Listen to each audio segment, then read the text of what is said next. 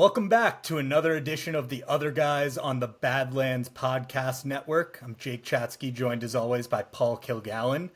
Coming off a rough week, watching the Patriots continue their 15-game win streak against our franchise. And I think, this is a podcast that Joe and Connor started as a fan-focused podcast covering the team that we love. And I think every fan could use a moment to vent right now. So, Paul, kick it over to you.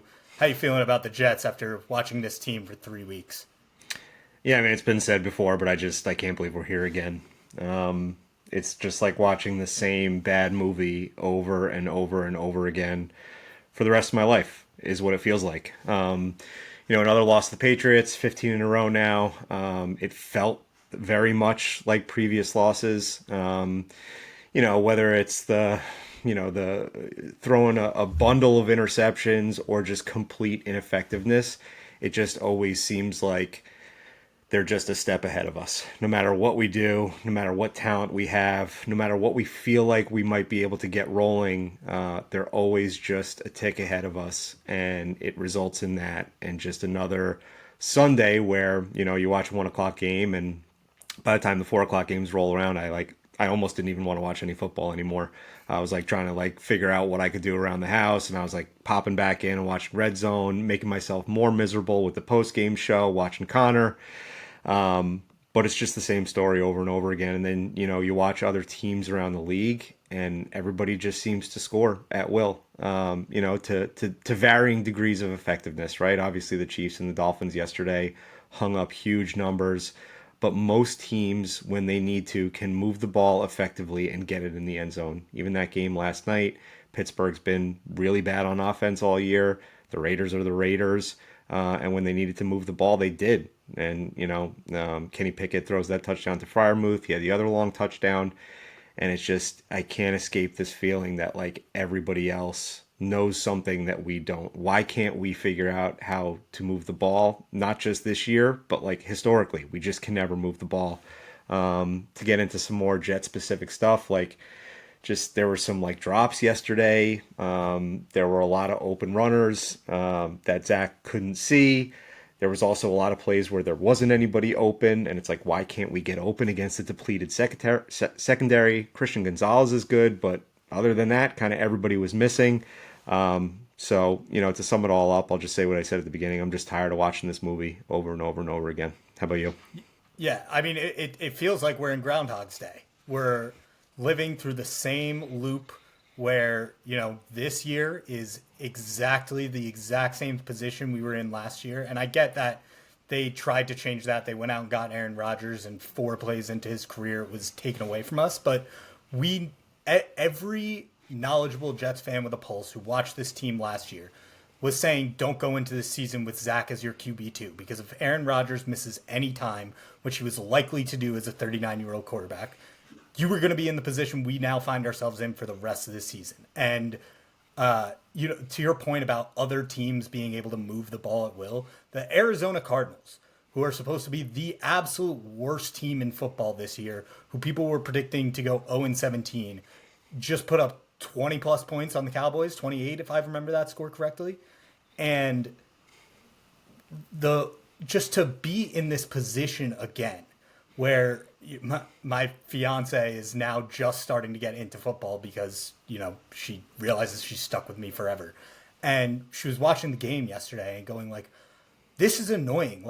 Why are they just relying on the defense to keep it a close game? And why won't the offense do anything? And it's yeah, welcome to the last 15 years of my life. Even when the Jets were good teams in our lifetime, it was on the back of a defense and a ground and pound game. And over the last 10, 15 years, the NFL has so clearly evolved to you need to be able to pass the ball, you need to be able to win by offense. And the Jets have just been behind the 8 ball the entire time. And it's not like they've not realized this. They've gone out and tried to make moves, but every single time that they do, they take 1 step forward and 2 steps back, and not addressing the backup quarterback at, this off season was just an unforgivable mistake by Joe Douglas when everyone could plainly see that if Aaron Rodgers missed any time, you were going to ruin this elite defense and these elite skill room players and just tank away the season. So at this point, honestly, like if they're not going to be making any moves with Zach, get rid of this, like tank the season. Let's get Caleb Williams. Let's get Drake May in here because we need to be able to break this cycle we're in. And the only way to do this is to have a sustainable quarterback who can play at times, if not consistently, like a top 10, top 5 quarterback who's going to be able to win you games on his shoulders, not on the backs of a good defense, not on the backs of good skill players, because not on the backs of a ground and pound running game, because those things just don't win Super Bowls in the modern NFL. So that's my little vent session. But and a ahead. couple things you said there, like the fact that your fiance can see it and my wife can see it and we can all see it at home. That's the question that I wrestle with so often is like, if we can see it, how come the coaches can't see it? And I think we did a lot of yelling about the coaches last week. We'll probably do some more at some point during this pod because it's inevitably gonna come up again.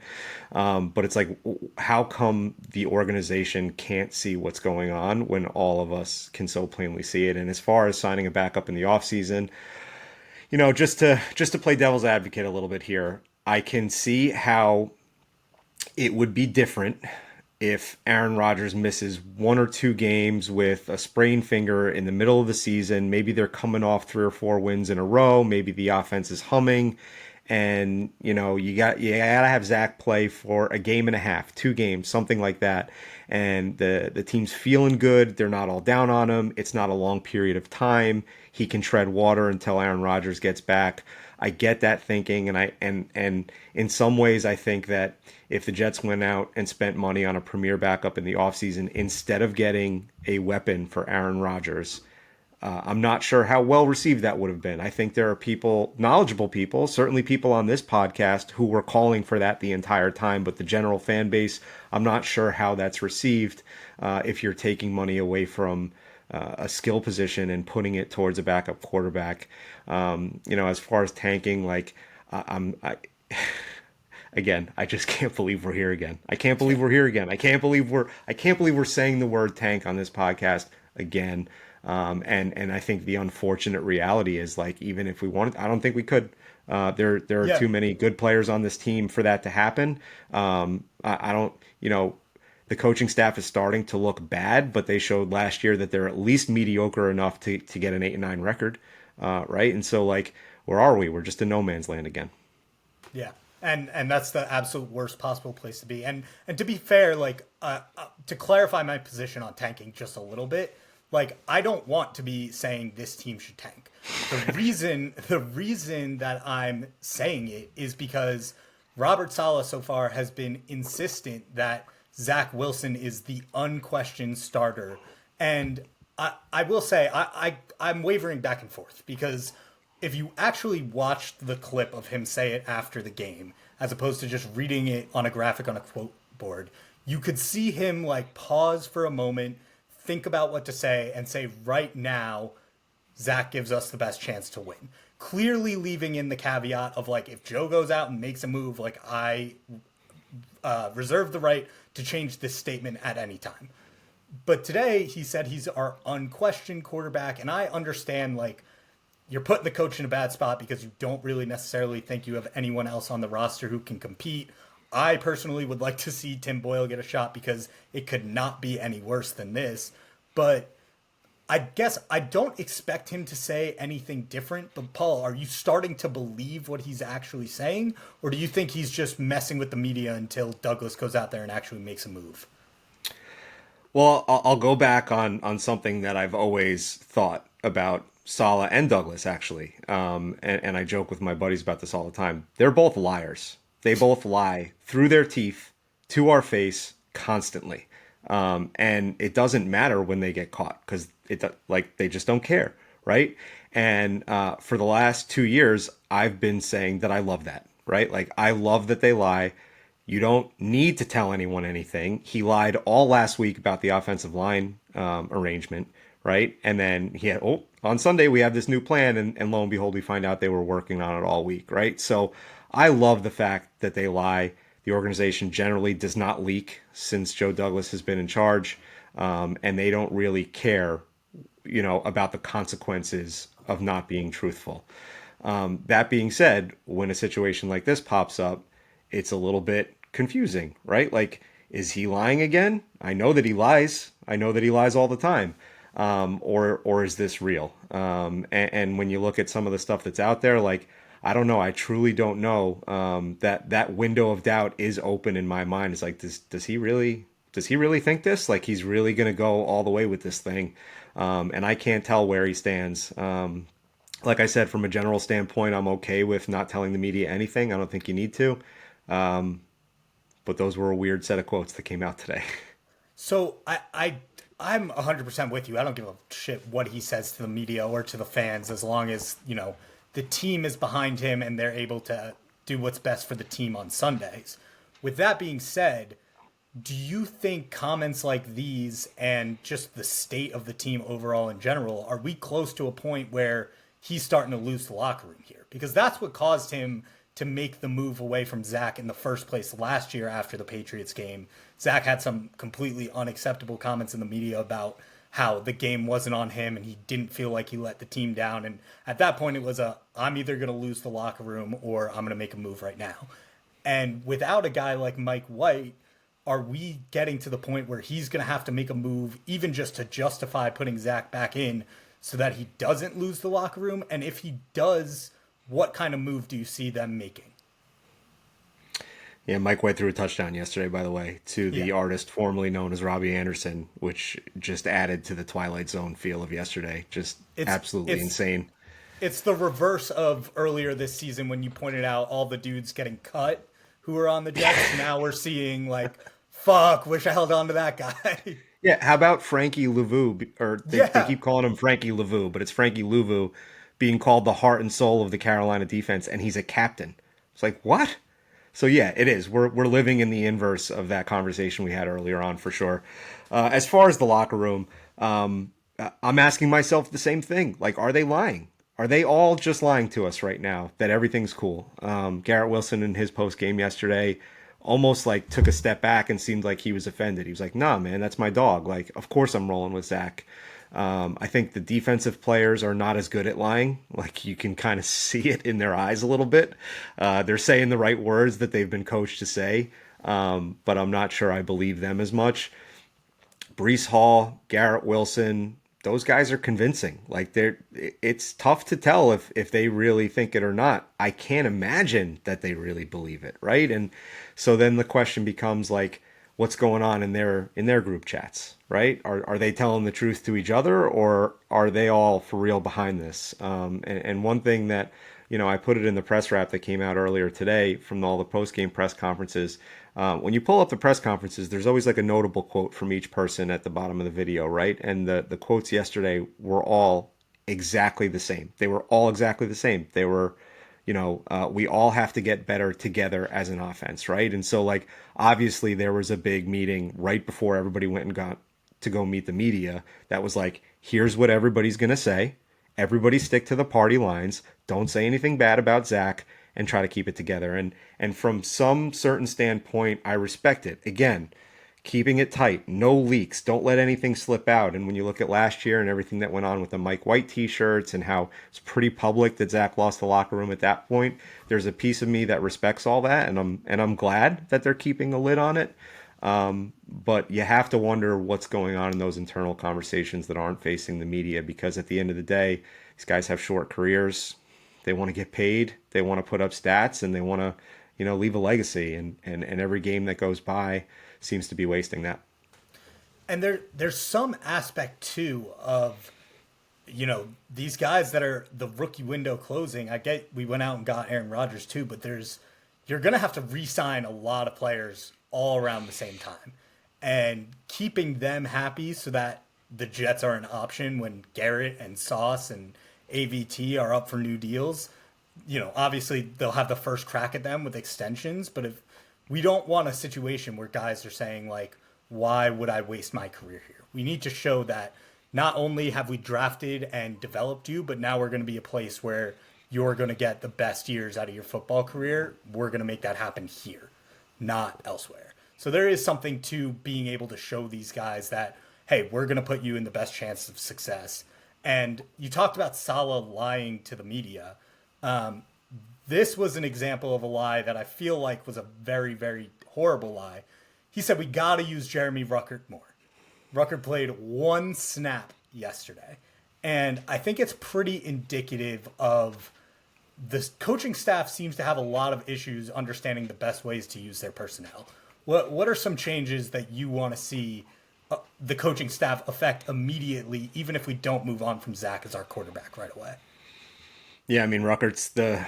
I hate to keep beating that dead horse, but like Ruckert needs to play. CJ Ozama caught a pass yesterday on an important third down, and he caught it and great.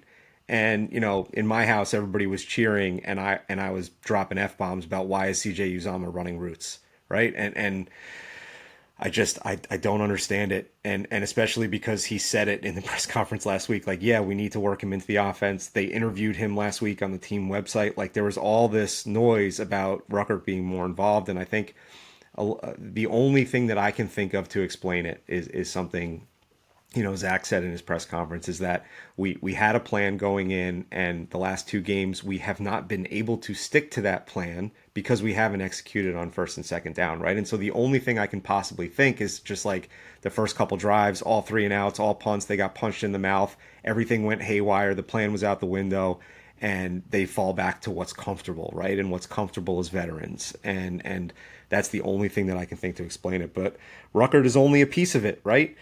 Mecole Hardman, again, no-show, complete no-show. We have a guy who's running 4.24, 340, and we can't get him the ball in an end around in a rainy game when we can't really throw the ball that well. Xavier Gipson, not involved in the offense at all.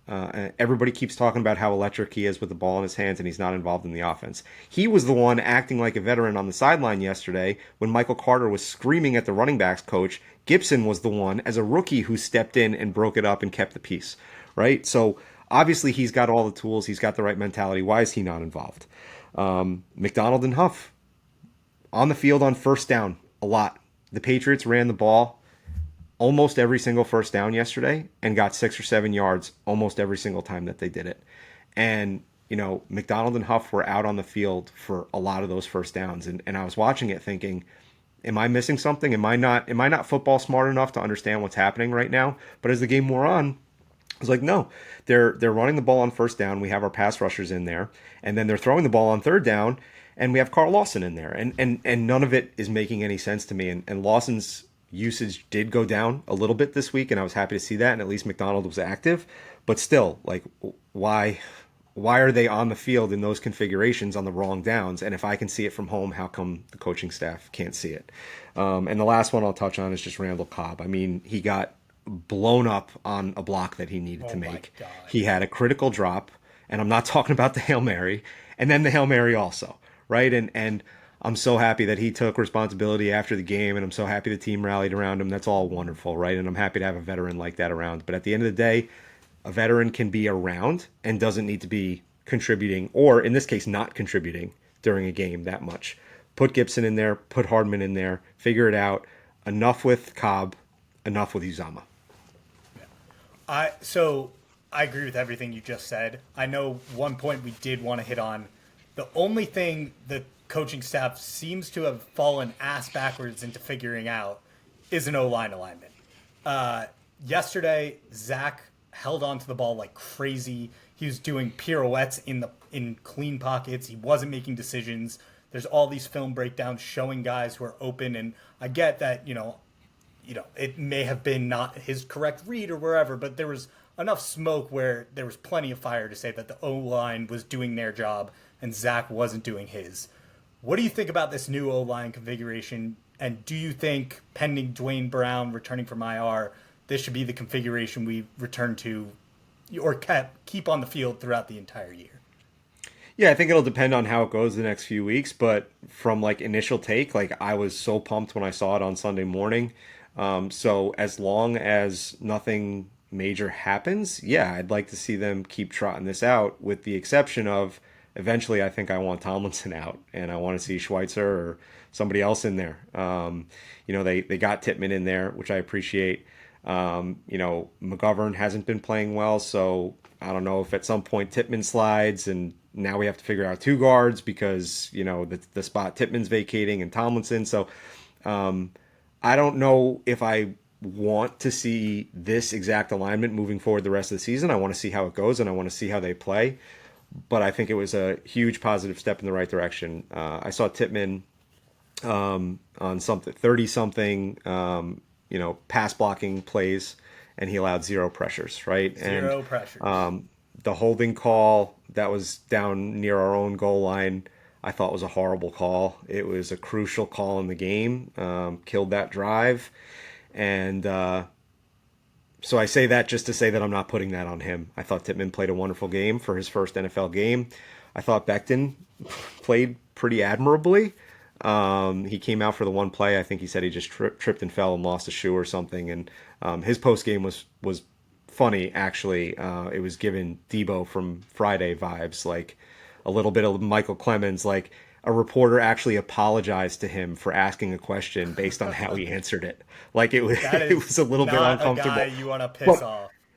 exactly, and I love to see that from my left tackle. And I've been one of the biggest Mekhi Becton, detractors around the last couple of years, and so to see him play well was great. ABT, I'm pretty sure you could put him anywhere and he would play well. So I like that they're at least paying attention, making changes, sliding people around. They didn't just slide in Billy Turner at left tackle and just replace a one for one. Thank God for that. We'll see how it goes. We'll see what data starts to collect over the next couple weeks. But a move in the right direction. And honestly, I hope Dwayne Brown just retires now that Aaron Rodgers isn't here this season. Just walk off into the sunset, man. Good career. So, really quickly to flip, and then we'll wrap after we hit on the other side of the ball really quickly. You talked a little bit about, the coaching staff not using personnel correctly, specifically with our pass rushers. What's going on with the defense, man? Like, do you think it is a coaching thing? Do you think it's the players underperforming? Do you think it's a mix of the two? We heard all preseason about how this was a Super Bowl caliber 85 Bears level defense, and it has certainly not been that through 3 games, with all credit going to Jordan Whitehead for making 3 picks in Buffalo. What do you got going on with the defense? How can we fix this? Yeah, so I'm going to give like kind of a not hot takey answer, right? Like I think the answer's somewhere in the middle. I don't obviously I don't think they're the 85 Bears. So I don't think they were as good as maybe everybody or they thought they were, right? And I'm not going to get on here and say the defense is terrible either. They gave up 13 points, and the Patriots aren't good, right? I'm not acting like they shut down some juggernaut offense or anything. But, they gave up one long touchdown on a blown coverage, which I'm so tired of getting burnt by scrub tight ends who somehow leak out into a no man's land zone and then just take the ball 60 yards. It happened in the Seattle game last year. It happened in the Detroit game last year on a game deciding play. It seems to happen all the time. That's another thing that's like in the Jet, Yeah. annals is like, let's take a guy that nobody's ever heard of and make him responsible for winning the game and make him a star today. So, I think the answer is probably somewhere in the middle. I am baffled by the fact that we didn't sack Mac Jones yesterday. And there hasn't really been much of a pass rush at all the last 2 games. They didn't sack Dak Prescott either. There were no turnovers yesterday. They continued to struggle on 3rd down. They gave up something 300 plus yards, right? They also didn't allow a single play in the red zone for the Patriots, right? So it's a mix of good and bad. And I think at the end of the day, it probably is both players and coaches. But again, kind of going back to what we were talking about at the beginning, it's like a similar story to what we've always experienced with the Jets, even when there is a good defense. It's like bend but don't break. You look good in the stat sheet, but you lose the game, or you win the game, but you look bad in the stat sheet. We never can seem to have like a clean sweep dominant performance. And so I don't know what's wrong. I don't know if it's just an over-reliance. Maybe they're on the field too long. Certainly a lot of people have said that the last couple weeks. But it just doesn't feel as good as what everybody was projecting it to be. And I don't think the bottom has fallen out either. They were missing a starting safety yesterday. Guys are banged up or starting to be banged up as we get into the middle of the season here. So I'm going to try to reserve some judgment until we see a little bit more. But I am concerned about the pass rush. Jermaine Johnson was in a blender all day yesterday. He couldn't get anywhere near the quarterback. It seems like if Quinnen doesn't get there, nobody's going to get there. Woods and Jefferson started hot, kind of feeling so about them as we move forward. So my biggest area is I'm wondering about the pass rush and where is it and when are we going to see it come back again? Yeah, the pass rush is definitely the chief concern. I would say that like Sauce's sophomore slump that all these haters on the internet want to talk about is so severely overblown. It's insane. He's playing like out of his mind again. But the real concern, I guess, with this defense or how they're performing comes from basically how the Jets are game planning for the defense to perform. Like with Zach, they've been trying to play this game where we're going to play the field position game and we're going to pin them back as opposed to being aggressive on offense. And our defense is going to shut them down and they're going to have to kick the ball back to us in better field position. We're going to slowly, methodically make our way down the field, and that's how we're going to win these tight games. If the defense is giving up like third and nines, third and sevens, drive after drive, and they're going to have to be on the field longer, it's never going to, they're never going to perform to the level that they want to. And I know that part of it was baked in that the Jets would have a competent offense that would allow the defense to get some rest and allow these pass rushers to pin their ears back. But even in early game situations when you should be rested and you should be able to get after the quarterback, the sack numbers have just disappeared. And so I think the keys to unlocking the true potential of this defense rely on the pass rush. Everyone relax on the Sauce Gardner hate, especially fucking Mac Jones.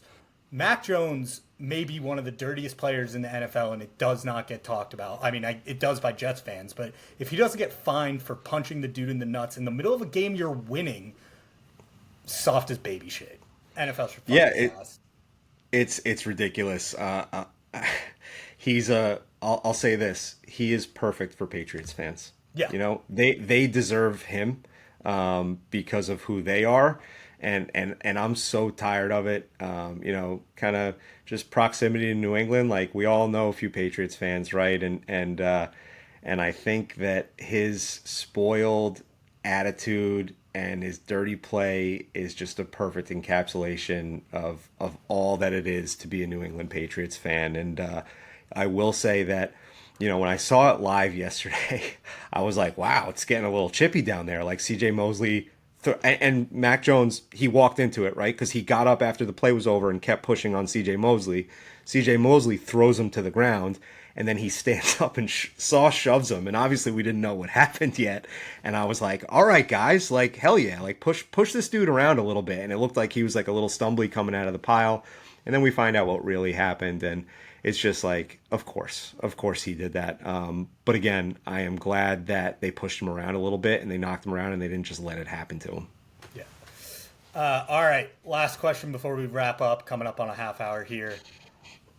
Realistically, what are your expectations like for the rest of the season for this team? And I'll give you the caveat of you can do a with Zach and without Zach if you are confident at all in Joe Douglas's ability to go find someone off the street or another team. Yeah, so I'll address that first. I think we're going to be with Zach a lot longer than everybody wants to be, and a lot longer than everybody's hoping to be. I do believe that internally they want it to work. Whether or not that's smart, whether or not that's the right thing to do, there's a million opinions on that, and I'm not going to add mine to the pile. Right? Like it's beating a dead horse at this point with Zach Wilson. I will say that I think it's not going to be this bad for the whole season. It's not going to feel this bad for the whole season. It's never going to be as good as we thought it was going to be. It's going to be another one of those slog down the middle years where we're probably going to surprise somebody, right? We're probably going to catch some good team sleeping and punch them in the mouth. We're probably going to drop games to teams that we should beat, that we're more talented than. And we're probably going to finish somewhere down the middle. I do think that, and I don't want to speak for people and try to get inside the players' heads or anything like that. But I wonder, so like a question out loud is like, I wonder if there needs to be a moment inside the locker room where they need to like kind of recalibrate And because we spent the whole offseason talking about like we're going to be playing with leads, we're going to pin our ears back and hit the quarterback 40 times a game, and like there was all this talk about who we were going to be and what the identity was, and then that identity was ripped away immediately, right? And I wonder if the players have not caught up to new reality yet, and if they're still kind of thinking like we're this juggernaut and we should be going out there and pushing people around. And maybe everybody needs to kind of readjust their expectations and understand that at best, every single game this year is going to be a dogfight. We're not going to blow anybody out. It's going to be defensive battles. They're going to be low scoring games, and we need to kind of like rethink how we're going about this. And so to get back to the question, I think we probably end up somewhere down the middle, 9-8, 8-9, somewhere in the middle there. Depends on if we can steal a couple more division games and win a couple AFC games and steal a playoff spot. I don't think so, but we'll see how it goes. I think the team is too talented to finish in like that, 4-win, 3-win territory. I think they're just too talented. So I would love to agree with you. I really would. I think if you were right about Zach being with the team longer, I don't think this team is that talented. I think they have the worst quarterback in the NFL, and we've seen other defenses win games this season. I'm not saying we're going to be a one-win team, but the reason we have a win this season is really because the defense got to Josh Allen and Jordan Whitehead disrupted his game, and Zach Wilson had one great drive with Garrett Wilson. The reason we got points against the Cowboys was because Zach Wilson hit Garrett on one fluky pass and we got a touchdown. That kind of offensive production is just simply not sustainable, even if it's, one good thing a game. Do I think we win more games this season? Sure. Do I think we're going to be middle of the road? I can't say that I do. I think this is my first Badlands pessimistic take of the year that, like, if we are going to be with Zach Wilson for an extended period of time, we will not be relevant enough to want to trade any assets for a quarterback who could help us get to that middle of the road. Unless it's like a Joe Douglas, you will be on the hot seat if you don't win more than 5 games this season type of deal, and he needs to cover his ass. And unless, if Woody Johnson says, hey, I know you got screwed with Aaron this year, you guys are all coming back next year, I think this is a 3-win football team that makes no moves, has no offense for the whole year, wins 1 to 2 games on a couple of fluky defensive plays. Like the Bills game, I'm saying, Zach had that one great drive, which he did, but we won that game because Xavier Gibson returned a punt. Like, if that game goes into overtime, who knows if Zach's able to pull anything off. So we got one of those fluke wins already. Can we get 2 more? Possibly. Can we get 7 more? Hate to end this on a sour note, but I'm not thinking that's likely.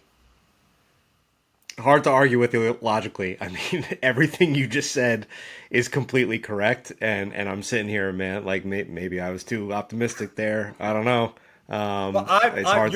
You're talking to a man who has a ticket for the Jets to have over 9.5 wins this season. So maybe some of this is me just like coming to grips with having to rip that up after week 1. But like, yeah, I just don't, and looking through the schedule, like the one winnable game for prior to the bye we thought was Denver, and they just got their shit punched in. But like, we're not the Dolphins offense, and they still put 20 points up on the Dolphins. Like, I don't think we're putting 20 points up on people. They put up 20 on the Dolphins. They put up 32 on the Commanders, who are like decent defenses.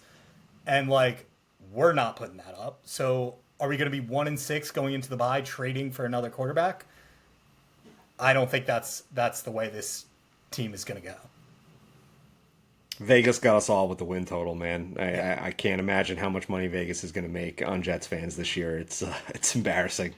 Who do you think we're going to get if we do get a quarterback? If we do go out and sign someone, I feel like it would have to be a guy on the street. I could see them bringing back Flacco and being like he knows Robert Saleh and the system, because Matt Ryan has come out and said he has no interest. I'm not gonna say I wouldn't hate Carson Wentz. I would hate Carson Wentz, but at this point, like, there's nothing you can do that isn't worth trying. Is basically where I've gotten to. What What about a about you? practice squad guy? What about trying to rip somebody from somebody else's practice squad? That's what I keep coming back to. Is like none of these names that are floating out there are exciting to me. And I'm not even going to repeat them because they've been repeated a million times on every show in the last 2 weeks. But none of them do anything for me, especially Carson Wentz. Like we've seen who Carson Wentz is, we know who Carson Wentz is, and for all those names on there, Colt McCoy, we know who those guys are, right? So in my mind, this is not about who is the guy who can come in and steer this ship. It's not about the Kirk Cousins of the world because what has Kirk Cousins done? Does Kirk Cousins have better coaching here than he did in Minnesota? No. Does he have a better roster here than he did in Minnesota? No. Does he have less competition moving from the NFC to the AFC? No. Right? So what is Kirk Cousins going to do here except maybe get you to the playoffs and keep people afloat? And does that make the players happy for a short period of time? Probably. I don't know. Does it piss off Rodgers? I don't know. Right? So when we're talking about all those established options and the guys who can like come in and steer the ship and be mediocre for a little while, I'm like, okay, fine, I'll watch it. I'm still going to be a Jets fan, but I'm not positive what that does long term, and so I like the here's my hottest take that I'm going to give is like, what about grabbing somebody off a practice squad who's super talented and just like seeing if you can hit the lottery, right? Like, and I wrote down a couple names here. I'm going to try not to laugh while I read Go through for them it. because I understand how ridiculous what I'm saying is. But like Malik Cunningham, Jake Fromm, Matt Barkley, Matt Barkley less so. We know who Matt Barkley is. Trace McSorley, Will Greer. I think Will Greer might have just gotten scooped up by the Patriots off the Dallas practice squad.